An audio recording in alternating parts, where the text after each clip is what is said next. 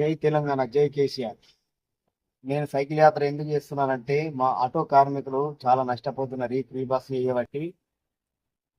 చేయబట్టి చాలా ఆటో డ్రైవర్లు ఉపాధి కోల్పోతున్నారు. ఎందుకంటే జీవనమే ఉన్నది దీంతో. పుట్ట గడవాలంటే, పిల్లల ఫీజులు కట్టాలంటే, ఇంటి కిరాయి కట్టాలంటే ఎంతో అనేకమైన ఇబ్బందులు ఉన్నాయి. నీళ్ళ వ్యవసాయం లేని వాళ్ళు ఉన్నారు, ఉంటే భూమి లేని వాళ్ళు కూడా ఉన్నారు. ఆటోని ఆధారం ఇలా ఆటోలో బాగా ఏగలేక, ఆటోలు నడక, ఫైనాన్సులు కట్టలేక ఇన్నిటికి ఇబ్బంది అయ్యి ఆత్మహత్యలు చేసుకుంటున్నారు. కొంతమంది, వందల మంది ఆత్మహత్య చేసుకుంటున్నారు.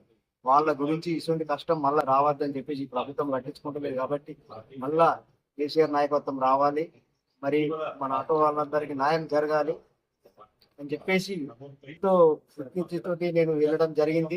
నాకు కూడా ఆటో ఉండే, నేను కూడా బాగా వెళ్ళలేక ఆటో తీసేయడం జరిగింది. నాకు అంతకి రావద్దు అని చెప్పేసి ఆదిలాబాద్ నుంచి నేను హైదరాబాద్ తెలంగాణ భవనం దాకా సైకిల్ యాత్ర చేయడం జరిగింది. దీన్ని ప్రభుత్వం పట్టించుకొని ఉంటేనే దీన్ని అమలు చేసినట్టు, దీన్ని గురించి స్పందన చేసి మా ఆటో కార్మికులకు న్యాయం చేయాలని కోరుతున్నాను. కాంగ్రెస్ ప్రభుత్వం ఏర్పడిన తర్వాత ఆటో డ్రైవర్ల పరిస్థితి ఎట్లుందంటే, భార్య బిడ్డలకు ఒక పూట పొంది పెట్టాలంటే పెట్టలేని పరిస్థితి ఉంది.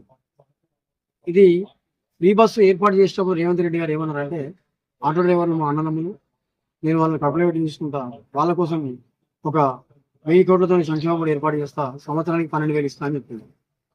12,000 మాట పక్క పెట్టు, సంక్షేమ బోర్డు పాట పక్క పెట్టు. ఇప్పటి వరకు 200 మంది ఆటో కార్మికులు వాళ్ళ ఆర్థిక ఇబ్బందులతోటి ఆత్మగౌరవాన్ని చంపుకోలేక వాళ్ళ ఆత్మహత్య చేసుకుని చనిపోతే, కనీసానికి పరామర్శించని ప్రభుత్వ పెద్దలు సాయిరామన్న బోత్ నుంచి, అంటే నేరడుగుండ మండలం నుంచి వెళ్ళి సైకిల్ పట్టుకొని ఆయన ఆటో అమ్ముకొని బతకలేని పరిస్థితులలో 7,50,000 మంది ఆటో కార్మికులకు న్యాయం చేయాలనే ఉద్దేశంతో ఆదిలాబాద్ జిల్లా నుంచి సైకిల్ మీద ఇక్కడ దాకా వచ్చిందంటే మీరు ఒక్కసారి మా ఆవేదన అర్థం చేసుకున్నాం. ఈ ఆటో కార్మికుల ఆవేదన ప్రభుత్వానికి అర్థమైతే లేదు.